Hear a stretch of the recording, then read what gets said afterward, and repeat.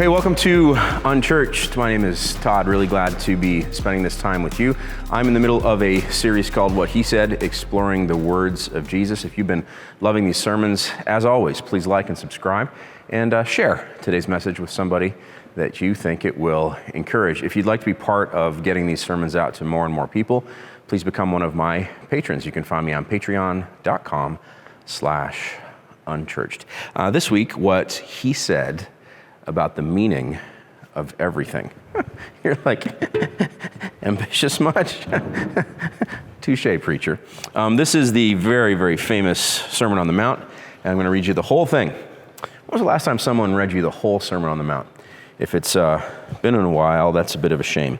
So here is, I'm in Luke chapter 6, and I'm going to read verses 20 all the way through 49 from the Vust translation. Jesus' most famous sermon, here we go.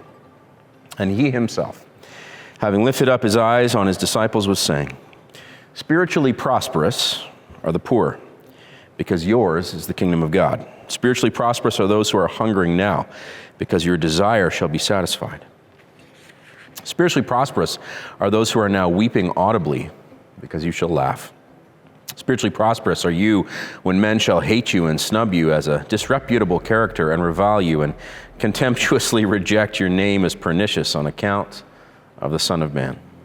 Rejoice in that day and leap for joy, for behold, your reward is great in heaven. For in the same manner their fathers were in the habit of doing to the prophets. But woe to you who are abounding in material resources, because you have that solace and cheer which comes from a prosperous state of things, and have nothing left to desire. Woe to you who are satiated now, because you shall hunger. Woe to you who are laughing now, because you shall mourn and weep audibly. Woe to you when all men speak well of you, for in the same manner their fathers were accustomed to do to the false prophets. But I'm saying to you who are hearing, be loving your enemies with a divine and sacrificial love. Be handsomely and fairly doing good to those who are hating you. Be invoking blessings upon those who are calling down curses upon you. Be praying for those who are treating you abusively. To the one who is striking you upon the jaw, be offering him also the other side of your jaw. And from the one who takes away your outer garment, do not even withhold your undergarment. Keep on giving to everyone who keeps on asking you. And from the one who takes away the things you possess, stop asking for their return. And even as you are desiring that men should be doing to you, be doing in the same way to them. And assuming that you are loving those who are loving you, what sort of recompense is yours? For even sinners, considered as a class of individuals, also are in the habit of loving those who are loving them. In fact, if you are doing good to those who are doing good to you, what kind of graciousness is yours? Even sinners, considered as a class of individuals, are constantly doing the same. And if you lend money at interest to those from whom you hope to receive, what kind of graciousness is yours? Even sinners are in the habit of lending money at interest to sinners in order that they may get back the equivalents. But be loving your enemies, and be doing good, and be lending money at interest, despairing of no one's ability to pay back the loan with interest, and your reward shall be great. And you shall be the sons of the Most High, because he himself is benevolent to those who are ungrateful and those who are pernicious. Be becoming compassionate, even as your Father is compassionate. And stop judging in a censorious manner, and you shall positively not be the object of censorious judgment. And stop condemning, and you shall positively not be condemned. Be setting free, and you shall be set free. Be constantly giving, and it shall be given you. A generous measure that has been pressed down hard, and which has been shaken thoroughly, and which is running over, shall they give into the pouch of your outer garment. For with the measure by which you are accustomed to measure, it shall be measured to you again. Now, he also gave them an illustration. A blind person is not able to be leading a blind person, is he? Will not both surely fall into a ditch? A pupil is not above the teacher. But everyone who has been completely equipped shall be as his teacher. And why are you looking at the tiny splinter of wood in the eye of your brother, but the log in your own eye you do not consider attentively? How can you be saying to your brother, "Brother, allow me to draw out the tiny splinter of wood, the one in your eye," when you yourself do not see the log in your eye? Actor on the stage of life, playing a role of something that you are not. First draw the log out of your eye, and then you shall see clearly, in order to draw out the tiny splinter of wood that is in the eye of your brother. For there is not a good tree that brings forth rotten fruit, nor on the other hand does a rotten tree produce good fruit. In fact, each tree is known by its own unique fruit. Certainly they do not from rough, prickly shrubs gather figs, nor from a thorny bush do they gather a ripe cluster of grapes.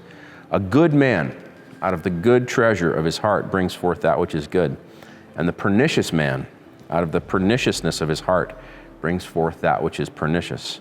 For out of the abundance of the heart the mouth is accustomed to be speaking.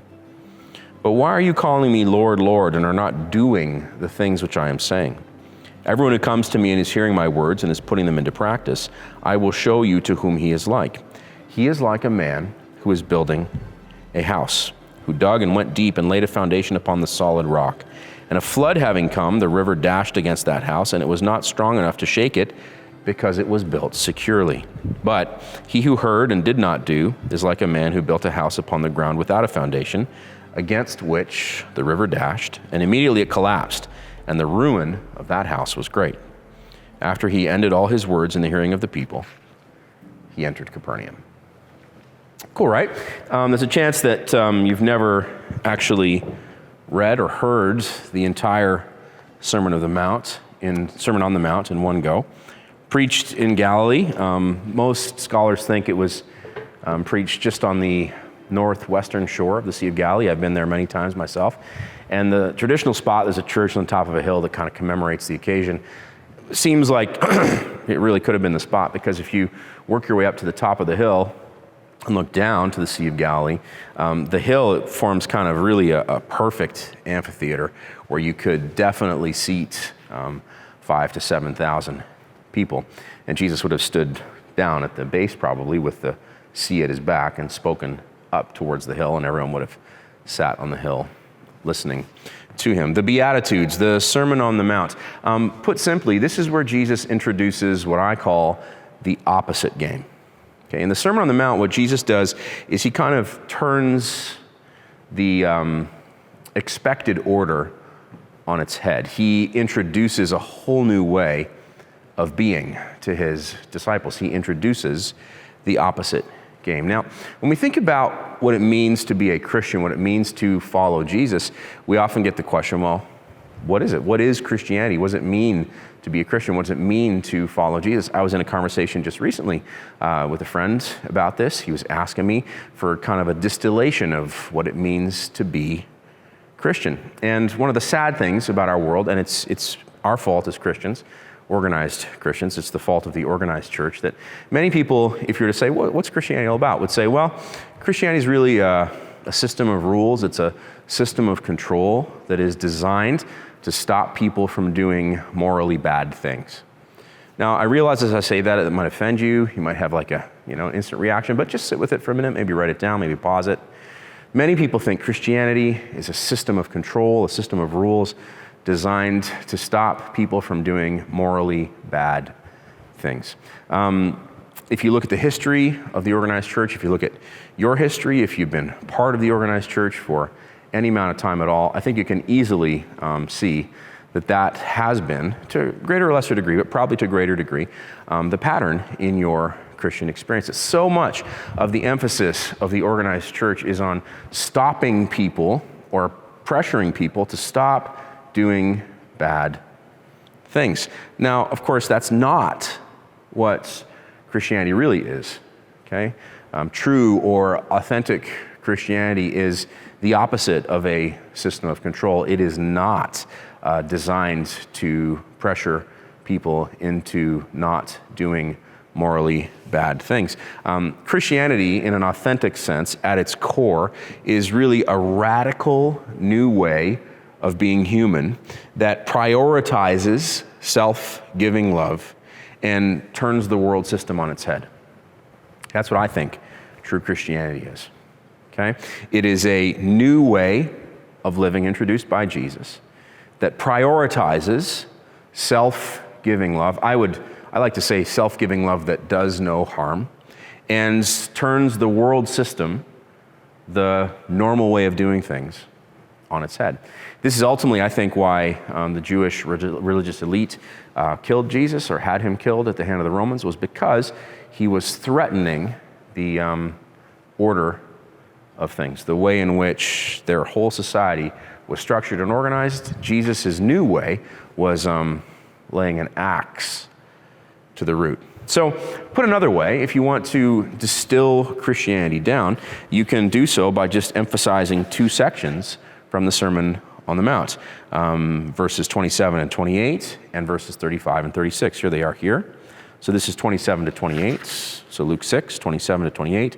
But I'm saying to you who are hearing, so here's where he's introducing the opposite game.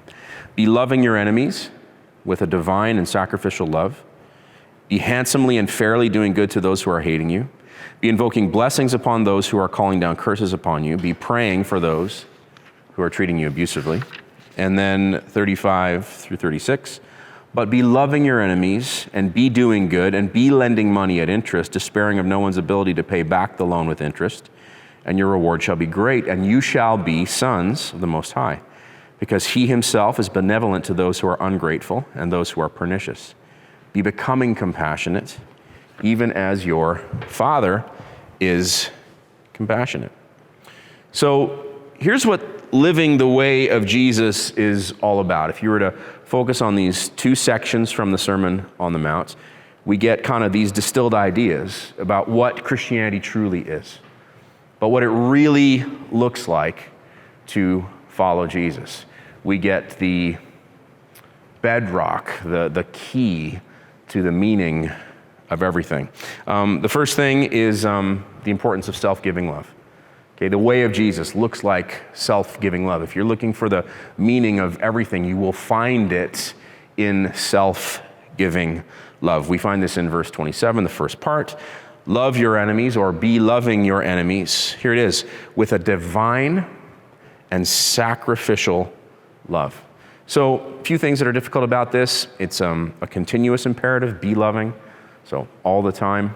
So I immediately fall short right there. You probably do too. It's a constant requirement to be loving. You can also think about it in a positive way. Like, I know it's hard to think, well, gee, how can I love all the time? But maybe flip that on its head and think, wow, what a beautiful thing to aspire to become someone who can day by day be getting better at loving all the time. Be loving your enemies with a divine and sacrificial love. So let's talk about this for a second. Love my enemies? I don't even love my friends and family with a perfectly divine and sacrificial love. Just think about your love relationships. If you have a partner, a husband, a wife, if you have kids perhaps, say you've got a very tight-knit group of friends, you know what it means to love people. Perhaps even you would say you've touched what unconditional love looks like a few times in your life. Well, now think about divine and sacrificial love. I like the divine part because it reminds me that the kind of love we're looking for here is ultimately rooted in something miraculous, right? Ultimately, it's supernatural. It's something that I think you participate in as you participate in the divine life. It's not something you own. It's not something you control. It's not something you can work up. It's something you can ask for, that you're given as a gift. It's something that comes from outside in.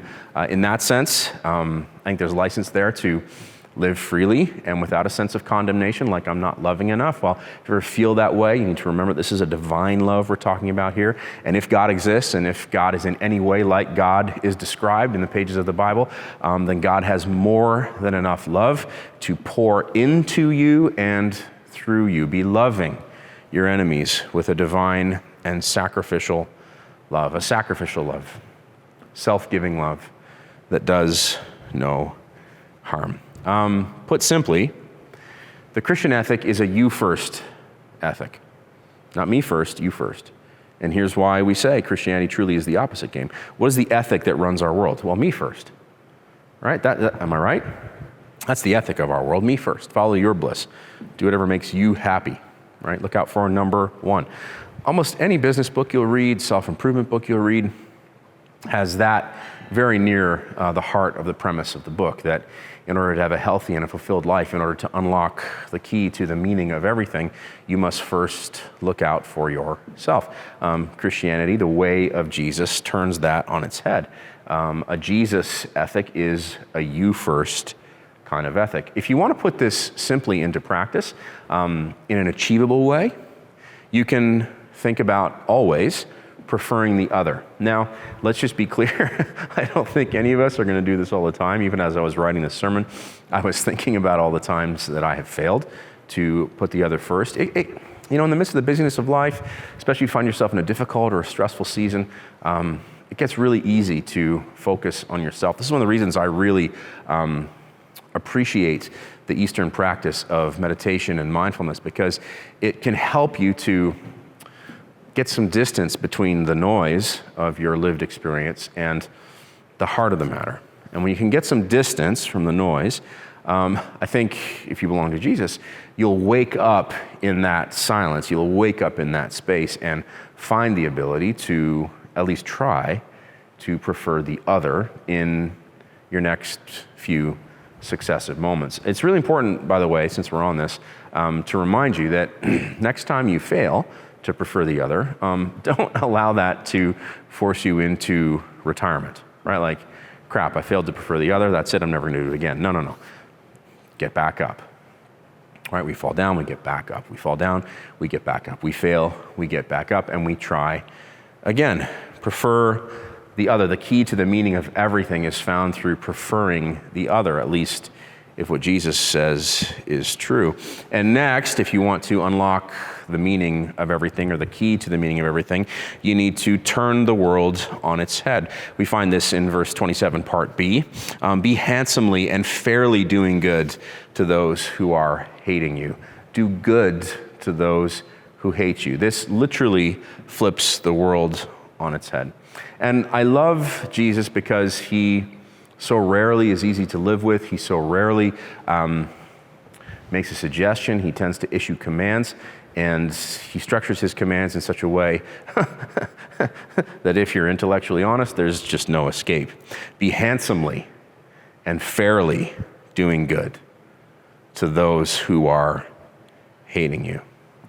So first, let's talk about this. Maybe you are fortunate that, it'd be hard for you to think of people who hate you. Maybe you have a life that just hasn't put you in that situation too many times. That's not been my lived experience. There's lots of people who hate me. Lots of people in the course of my career have tried to destroy me and my family. So when I come to a passage that tells me to handsomely and fairly be doing good to those who hate me, it literally makes me sick to my stomach, because I so desperately don't want to treat those who hate me with handsome fairness. I so desperately do not want to do good to those who are hating me. And it's interesting that Jesus uses the words handsomely and fairly. Like, I can't do this begrudgingly, right? Handsome is as handsome does. You've heard that saying, right? You're either handsome or you're not, right? It can't be faked. I like that, handsomely and fairly. While the handsomely thing is difficult because I feel like I can't measure up to that, I don't know if I have it in me to handsomely do good to those who are hating me and my family. I'm not giving myself a pass here. I'm not looking to give you a pass here, but sometimes you have to downshift, right? You're like, I can't do it in third. Okay, you got to downshift to second, ask a little less of yourself so that you can keep moving forward. Could I be fair? Well, yeah, I could be fair. Even when I'm really angry, I can be fair. Usually I can see through my rage to fairness, to the right thing to do. What's interesting too is that he urges us to be doing good. So clearly he thinks that it's our actions that matter. Not how we feel about it, not how other people feel that we feel about it, but what we do about it. You've heard it said that actions speak louder than words. Well, that is a phrase with biblical roots. Be doing good. Handsome fairness and right action. As challenging as finding a way to do those things to those who are hating you is, therein lies the key to the meaning of everything. And while we're on the impossibility of goodness, the third thing that Jesus suggests here is that we bless those who curse us. We're in verse 28, part A here. Be invoking blessings upon those who are calling down curses on you. Do you see the opposite nature here? Your enemies are actively calling down curses upon you, and you are called to be invoking, so like an invocation, right, where a priest stands up and invokes the presence of God. I can't wait to do this again someday in the gathered context, to stand up on stage and invoke the presence of God over the gathering of his people. That's what we are to be doing for those who are calling down curses on us. I think the word invoke here is really important, to invoke. So when a preacher stands up to invoke the presence of God, Lord, would you fill these words now with your presence? Lord, would you now move even through this screen, Lord, into the heart of the people watching, Lord? Would you do in them something that I cannot do? By the power and presence and working of your Holy Spirit, Lord, would you bring to life in them those places that have died? That's what it means to invoke. And so I'm to invoke blessings with that same kind of passion and power over those who are raining down curses upon me. The only way I can even come near this is through emphasizing that an invocation, the power of an invocation lies not in the power of the preacher, not in the power of the priest, but in the power of the one who's being invoked. Right? So when I invite God to indwell a moment with his presence, it's got nothing to do with how good I am at spinning words or, commanding a stage or moving my body to make you feel something. Ultimately, it's God himself who either breathes his power into that moment or not. And so that's helpful to me, right? Because it's not about me. So even if I don't feel like it, I can obey, right? I don't feel like obeying the speed limit ever, but I obey. And here it's not, the threat of a ticket on the other side that moves me to action, but the promise of something good, that God in his mercy will do what only God can do. What invoking blessings does is it forces you and me into a posture of spiritual dependency. It's a reminder that we're not in control, that ultimately the destiny of the person cursing us or our destiny as the person being cursed, these are ultimately not up to them or us, but ultimately it's up to God. And here I think we come to some of the wisdom, right? Maybe this is why Jesus is urging us to live this way, because when we invoke God's involvement, even subconsciously, we're declaring that our involvement is not the key. God's involvement is the key. And I think take a few steps through that, you realize, if it's not up to me, I can't control this. If I can't control this, I don't need to try. And then I think we come through to a place where we can cease striving, where we can cease seeking to control, and we can find peace. We can find harmony because we have, in effect, given it over to God by invoking his involvement. Supernatural dependency. That's the only reason we could pray for our abusers. Verse 28, part B, be praying for those who are treating you abusively.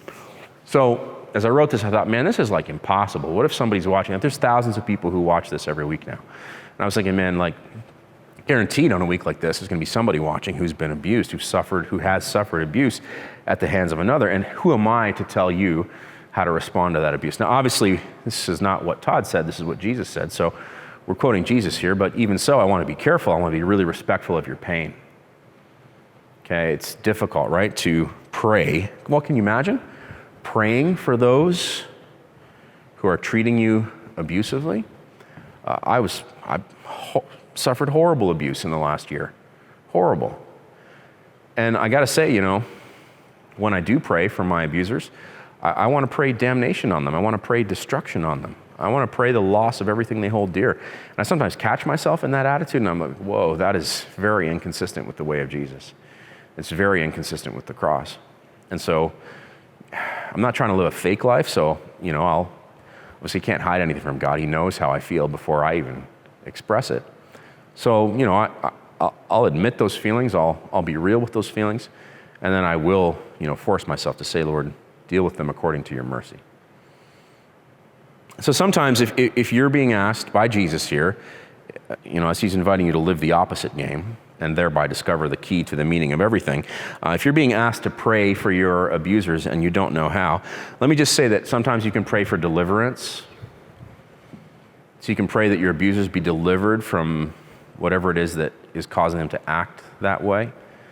I think in the same breath, it's okay for you to pray for you to be delivered from the effects of their abuse. I do think sometimes it's appropriate to pray for vengeance. God himself says that vengeance belongs to him.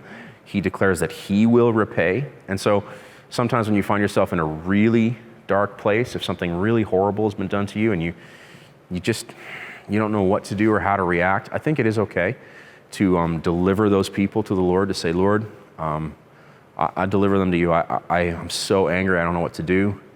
Lord, would you get vengeance for me? And then I also add, because I'm a Christian, according to your mercy. And if you can't invoke the mercy of God over it, then you can at least invoke his sovereignty. You can say, Lord, would you deal with them according to your sovereignty? In praying that prayer, that is a prayer that is a surrendered prayer. You're saying, Lord, you're king, I'm not. What you're going to do here is the right thing. So would you, Lord, step in and deal with this according to your kingness? So I do think sometimes it's appropriate to pray for vengeance. I think it's always appropriate to pray for mercy, to say, even of your enemies, Lord, deal with them according to your mercy. The reason we pray that way is because we know that we need mercy. It doesn't take a lot of introspection for you to quickly think of all the times in which you've done horrible things to people. It's not hard for me to come up with those instances where I've really blown it, really screwed the pooch, as it were. And so when you pray for mercy for your abusers, you can pray for mercy for yourself. And I think it's always good to pray for salvation. Lord, would you save me from this situation? Would you let your salvation be poured out upon those who are abusing me? I think ultimately when we pray that way, what it's doing is it's taking, yes, it's inviting God into the situation. And certainly I believe that God steps in. And God does answer prayer. I have had prayer answered immediately and affirmatively. I have had prayer answered like no. I have had prayer answered like wait. Sometimes I've dealt for years with divine silence. I still believe that God is active, even in the silence. If that makes you call me a fool, so be it. I'm very comfortable with that. But when we pray, we are turning our attention away from our immediate situation towards the divine reality. I think that's one of the most important things that happens in prayer, right? We turn our attention from our immediate situation to the divine reality. Let me just encourage you, if you want to discover the key to the meaning of everything, to invite Yahweh into the mix. And then keep learning to do the impossible. Fifth point here, love your enemies, do good without expectation, because that's how divine heirs roll. I love this. Be loving your enemies. So this is like so hard. It's the work of a lifetime. To love is to prefer others, to lay your life down in the service of others. What's it look like for you to love your enemies? I think you're going to have to figure that out step by step. As I came to preach this sermon today, I was watching footage of Ukrainians, protesting against Russian soldiers in their city. Shouting at them, go home, singing their national anthem. Hundreds and hundreds of Ukrainians in the street and a few dozen Russian soldiers staring at her looking like fish out of water. And so, I don't want to be flippant about this, but the way of Jesus invites us to turn everything on its head. So be loving your enemies. I don't know what that's going to look like for you, but I do know what it looks like for me moment by moment. So just want to invite you into that space. Be doing good. Be doing good. And if you don't feel good, do good. Be lending. I love that Jesus commands his followers to lend without any expectation of return. Like, is your life, how much of your life is organized that way, where you're really keeping no record of what you're going to gain from the situation? I just think it's important here to emphasize that becoming someone like this, who is loving their enemies, who is doing good, who is lending without expectation of return, I believe that this is our growing way of being. Okay, I know for sure that I'm not there. I've never met anybody who's all the way there, but I have met people who are more there now than they were 10 years ago.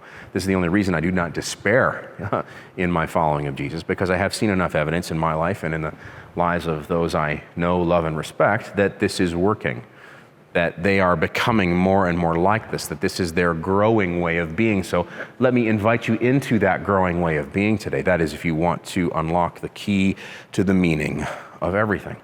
Now, you may be feeling fairly cynical here and be asking me, well, Todd, why would I do that? Why? What's in it for me? You've kind of missed the point if you're still asking that question, but since you asked, I'll give you this answer. I think that most people who come through to learning to live this way do it because this concept of being a divine heir has sunk down deep enough into their bones that it's changing their outlook. Jesus says right here, plain as day, that if we do these things, learn to be loving our enemies, to be doing good and lending money at interest, if we do these things, then our reward will be great. Why? Because we shall be the sons of the Most High. Now, what he means there by sons is heirs of the Most High, and this applies to you whether you're a male or a female. Okay, so as you learn to love your enemies, as you learn to do good, as you learn to lend without expectation of return, you are, as this becomes your way of being, you are becoming a divine heir. And the incredible thing about being a divine heir is that if it's true that such a transaction exists, if the story's true, if it is possible to live into being a son, a daughter, an heir of God, then it is possible to live into that state where everything that belongs to God now belongs to you. Try that one on for size. Everything that belongs to God belongs to you. I put it this way in my book, Joyful Misfits: you're old money now. Old money now. It's like you get invited in the way of Jesus to grow up into living like a spiritual billionaire, like the daughter of a billionaire, like the son of a billionaire, like an heir of someone who has everything. And what would it be like to be that kind of an heir? Well, that would mean confidence, right? You'd never have to worry about another bill. You'd never have to worry about not being able to do something you really want to do. You'd never have to worry about not having the opportunity to experience something that is near and dear to your heart, because you would have access to limitless resources. You're old money spiritually. And as you step into, as you live into believing that that's true, from that place of belief comes incredible confidence, supreme confidence. Because you're like, well, if I'm old money now, if this is true, if I'm an heir of God in Christ, then everything that's his is mine. So I lack nothing. And this can lead to a really cool ethic. This is where Jesus people, real Christians, can become absolutely irresistible, because they can become the owners of a confidence that is not only supreme, but is supremely attractive. Everyone who knows you will come to want what you have. And what's really beautiful about maturing into relationship with God because of Jesus is that eventually you'll have built up enough credibility with your friends, family, neighbors, coworkers, and peers that when they ask you the reason for this supreme confidence, you'll be able to say, well, it's because I belong to Jesus, and everything that belongs to him belongs to me. And this will lead you down the road into some very cool conversations that will hopefully result in them awakening to the way of Jesus for themselves. And here's what the way of Jesus looks like as we close. Point number 6, be merciful as he is merciful. Okay, we are the beneficiaries of a grace that we do not deserve. God has been good to us despite the fact that we are bad. This is a great truth at the heart of the good news of Jesus.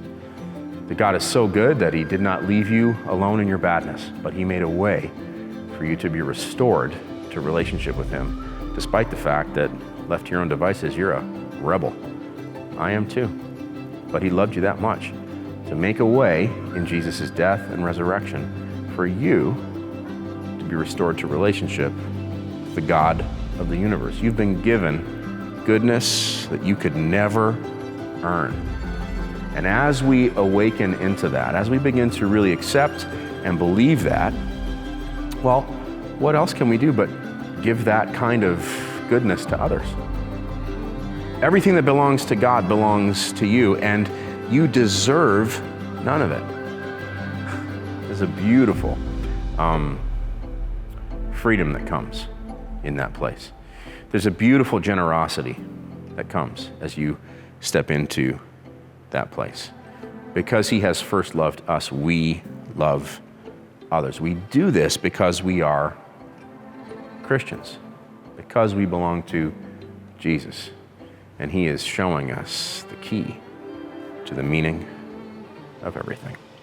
And next week, what he said about a fruitful life.